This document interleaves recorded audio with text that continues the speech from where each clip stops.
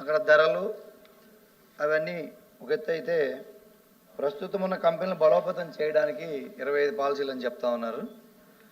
అది ఓకే. కానీ మేము మంత్రి వారికి అడిగేది ఏంటంటే, మీరు ఒక కంపెనీకి భూములు కేటాయించేటప్పుడు అక్కడ ఉన్న స్థానిక పరిస్థితుల్ని మీరు పరిగణలోకి తీసుకోవాల్సిందిగా మేము కోరుతా ఉన్నాం. అదొకటి. రెండోది, నేను ఉదాహరణకే మీకు దాదాపు కొన్ని 1555 కంపెనీలకి మీరు ల్యాండ్ ఇచ్చామని చెప్తా ఉన్నారు. దాంట్లో ఉదాహరణ 2 కంపెనీలు చూడండి సార్. మనం ఏదైతే ఇండోసోల్ కంపెనీ 69,000 కోట్లతో మన రాష్ట్రానికి వచ్చిందో దాన్ని మనం ప్రోత్సహించాల్సిందే, ఆహ్వానించాల్సిందే. కానీ 15 సంవత్సరాలు ఒక్కొక్క సంవత్సరానికి 943 కోట్లు after commissioning of the project reimburse చేస్తామని చెప్పి మీరు జీవోలు ఇవ్వడం జరిగింది.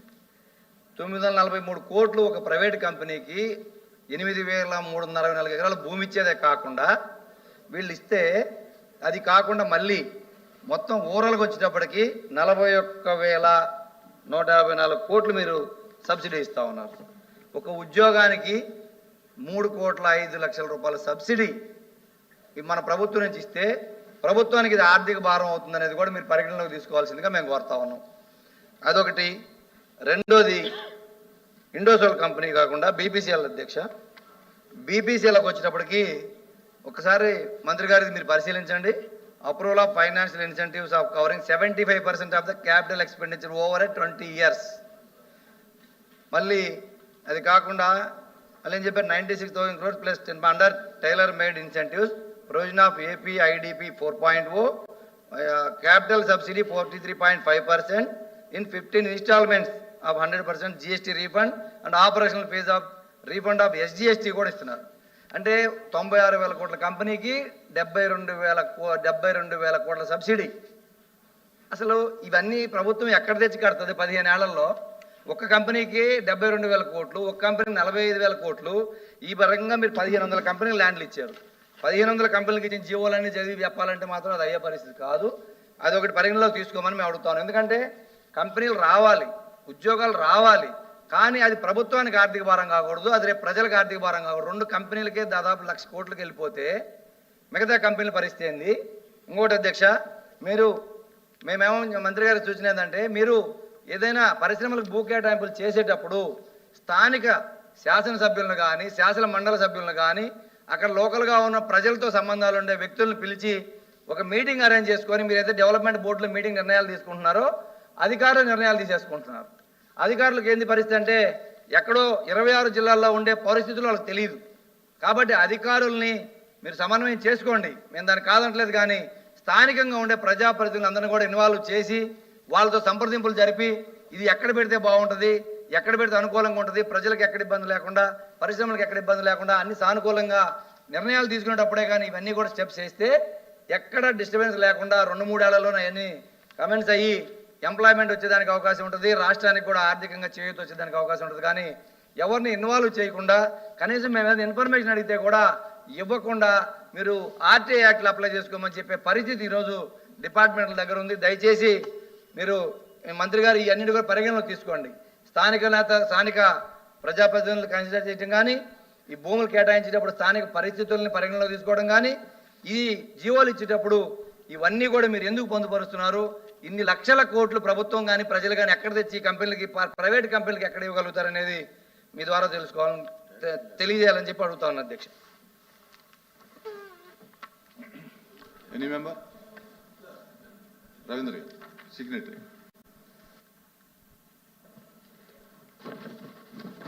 Sir thank you sir. Sir question sir chairman sir, question private సంస్థలకు భూ కేటాయింపు, దానికి సంబంధించిన క్వశ్చన్ సార్. మిగతా 3ను ఏంటంటే, ప్రైవేట్ సంస్థలకు ఇచ్చిన భూ విస్తరణ, ఎప్పటి వరకు కల్పించిన ఉద్యోగ అవకాశాలు. సార్ ఇది జవాబు చూసారా సార్? మెగా డిఎస్సీలు ఎన్ని ఉద్యోగాలు వచ్చాయి సార్? ల్యాండ్ అలాట్ చేసిన తర్వాత ఎవరికన్నా వాళ్ళ వల్ల ఎన్ని జాబ్స్ క్రియేట్ అన్నదాన్ని క్వశ్చన్ సార్. ఇది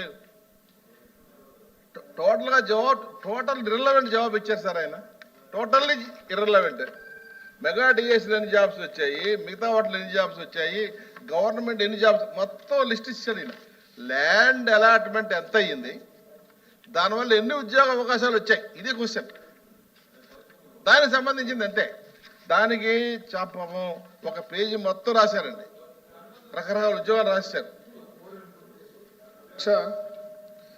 ఇప్పుడు సభ్యులు చెప్పినట్లు ల్యాండ్ అలాట్మెంట్కి సంబంధించింది డైరెక్ట్గా అంటే ఫస్ట్ క్వశ్చన్కి దానికి ఆన్సర్ వచ్చి 1,47,000 జాబ్ జనరేషన్ అయ్యేదానికి అవకాశం ఉంది అధ్యక్ష.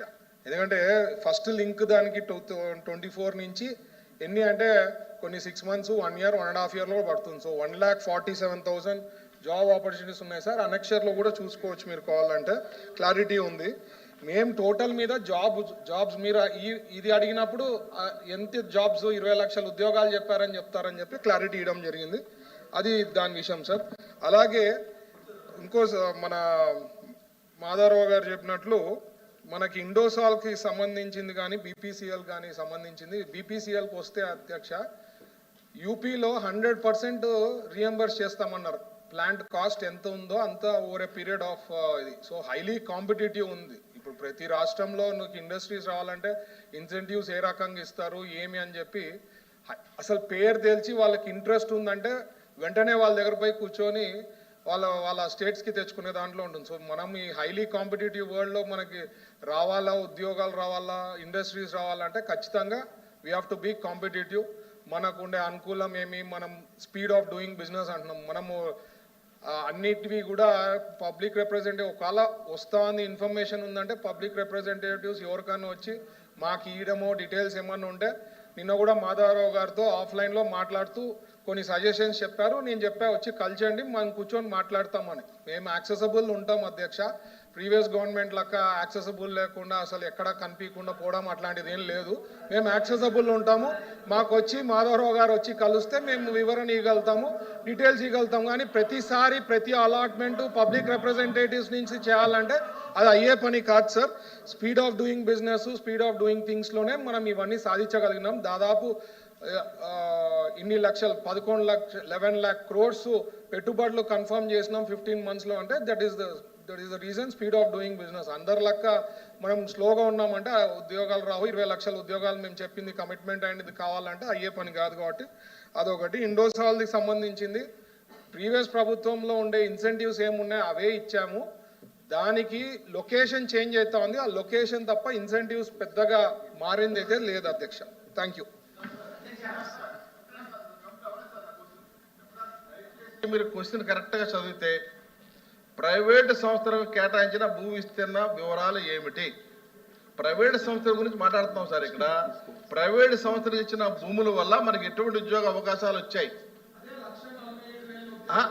దానికి మీరు ఆన్సర్లు ఏమి ఇచ్చారంటే టోటల్గా ఎంఎస్ఎంఈ, అదేదో రకరకాల పరిశ్రమలు, ఆహార ప్రాసెసింగ్, పర్యాటకం.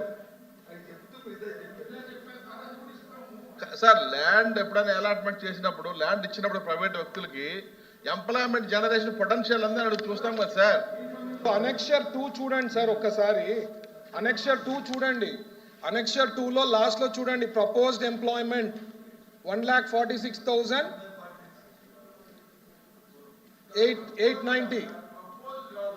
అవును సార్. మరి ప్రశ్న the details of extent land allotted to private companies June 24 నుంచి ఏం అలాట్మెంట్ ఇచ్చారు అని అడిగినాం. దానికి సంబంధించిన అలాట్మెంట్ ఇస్తూ ఇన్ని ఎంప్లాయ్మెంట్ జనరేషన్ అవుతుంది అని చెప్పినాం సార్. 1 year ఎక్కడ అవుతాయండి అధ్యక్ష? సభ్యులు ఫస్ట్ పేజే చదువుతున్నారు, మిగతా పేజీలన్నీ చదవాలి అంత క్లారిటీగా. వినండి ఒకసారి, వినండి. మీరు అడిగారు కదా, మీరు అడిగిందే కదా. వినండి, మీరు అడిగారు కదా ఎంత భూమి ఇచ్చారు, ఎన్ని ఉద్యోగాలు ఇచ్చారని మీరు అడిగిందే. అనుబంధం 1లో 2024 తర్వాత 6,22,000 ఎకరాలు భూమి వివిధ సంస్థలకు కేటాయించారు. 6 లక్షలు. నియామకాలు అనుబంధం 3లో ఉంది 6,000 సారీ 6,022 ఎకరాలు కేటాయించారు అధ్యక్ష. ఆ పక్కనే ఇంకో పేజీలో ఏ జిల్లాలో అనుబంధం 3, అనుబంధం 4, అనుబంధం 3లో 15,941 ఉద్యోగాలు ఇచ్చినట్టుగా ఏ జిల్లాలో ఏ ప్రాజెక్టులు ఇచ్చారని చెప్పారు. అనుబంధం 4లో కూడా ఇలాగ అన్ని ఇచ్చారు. మీరు ఫస్ట్ పేజే చదువుతున్నారు. మీరేంటంటే మొత్తం ఇచ్చిన నోట్లో చాలా క్లారిటీగా ఉంది. ఏ జిల్లాలో ఏ పరిశ్రమకి ఎంత ల్యాండ్ ఇచ్చారు, ఎన్ని ఉద్యోగాలు వచ్చాయని స్పష్టంగా ఉంది. అడిషనల్ ఇన్ఫర్మేషన్ ఇచ్చారు మీరు అడిగిన అధ్యక్ష, మీ ద్వారా సభ్యులకి, ఈ రాష్ట్ర ప్రజలకి, ఈ ప్రభుత్వానికి ఎవరికి భూమి ఇచ్చినా సరే ప్రథమ ప్రాధాన్యత ఉద్యోగాలు. ఫస్ట్ మేము అడిగింది ఎన్ని ఉద్యోగాలు ఇస్తారని అడిగిన తర్వాతే, వాళ్ళు చెప్పిన తర్వాతే ల్యాండ్ అలాట్ చేస్తున్నాం తప్ప గతంలా కాదు. ఈసారి ప్రయారిటీ మేము అధ్యక్ష మేము మేనిఫెస్టోలో పెట్టుకుని అందరం మాట్లాడుతాం. 2019, 24 ఒక్క ఉద్యోగం కూడా రాలేదు.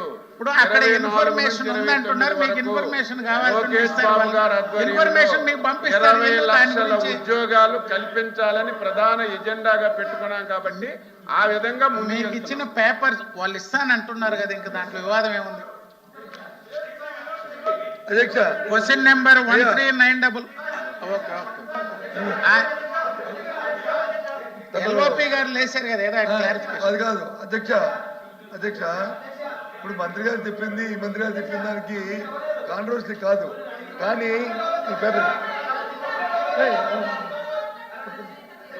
ఇప్పుడు అక్కడ ఎల్ఓపి ఉన్నారా? మీ ఎల్ఓపి లేస్తున్నారు.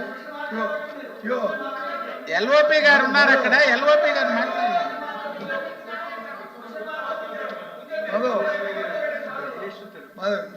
ఇక్కడ ఇష్యూ కాంట్రవర్సీ ఎక్కడంటే ఎగ్జిక్యూటివ్ మినిస్టర్ గారు చెప్పిన, మంత్రి గారు చెప్పిన ఎలక్ట్రిక్ 1 ఇచ్చారు, ఎలక్ట్రిక్ 3 ఇచ్చారు, 2 లేదు. 2 ఉంటే కాదమ్మా. అదిగా మంత్రి గారు ప్లీజ్, మంత్రి గారు please complete my I'm lakhs. Ravindra మా సభ్యుడు అడిగిన దాన్ని మీ ఉద్దేశంలో మీ దగ్గర ఆన్సర్ పూర్తిగా ఉంది మీ దగ్గర. కానీ సభ్యులు కమ్యూనికేట్ అయినప్పుడు త్రూ ఆఫీస్ ద్వారా ఎలక్షన్ 1 వచ్చింది, ఎలక్షన్ 3 వచ్చింది, 2 లేదు.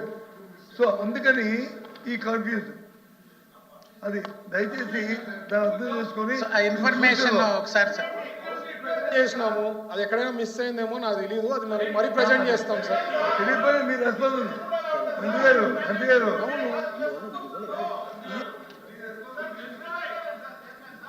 వాళ్ళ మంత్రి గారు డిపార్ట్మెంట్ సర్క్యులేట్ చేసేమో, డిపార్ట్మెంట్ కింద మన స్టాఫ్ మీకు సర్క్యులేట్ చేస్తారు. ఇప్పుడు ఇస్తానంటున్నారు కదా, ఇప్పుడే పంపిస్తానంటున్నారు.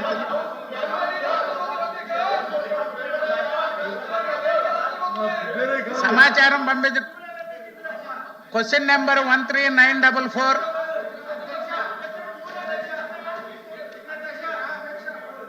బీసీ జనార్దన్ ఇస్తున్నారు, ఇప్పుడే సర్క్యులేట్ చేస్తున్నారు. ఆర్ఎండ్బి మంత్రి గారు.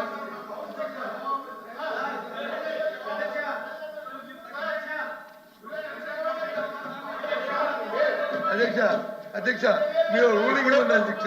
సార్ ఎల్ఓపి గారు ఇక్కడ వివాదం ఉంది. మీరు సీనియర్ చెప్పారు, ఒక పేజీ మిస్ అయింది అన్నారు, వాళ్ళు మీకు సర్క్యులేట్ చేశారు. అందుకే సైజ్ ఇస్తున్నాను. మీరే సైజ్ చేశారు.